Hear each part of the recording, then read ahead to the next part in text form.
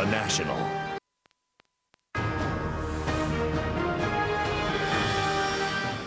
Up, up, and away. 13 years after his first journey into space, Canadian astronaut Robert Thirsk was blasted into orbit again today aboard a Russian rocket.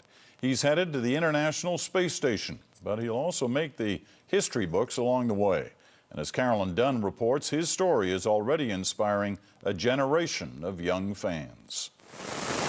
8,000 kilometers away, Canadian history in the making. On board the Russian Soyuz capsule, Robert Thirsk. He's the first Canadian astronaut to ride aboard both a Russian and U.S. spacecraft.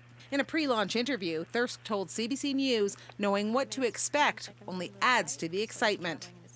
I remember the first time I was in space, I just couldn't tear myself away from the window looking down at the beautiful blue planet down below. I'm looking forward to that. Thirsk is a medical doctor. Part of his mission will be to test the endurance of the human body in space. He's also a flight engineer, so he'll work on robotics too. His family would add hero to that job title. Tears were coming to my eyes when I saw that those rockets fire up and when I saw them starting to take off. And I think we're very, very lucky that this kind of thing happened in our family. It's one small step for man. Thirsk first dreamed of space travel as a boy, watching Neil Armstrong walk on the moon. Today, he inspired a new generation of kids.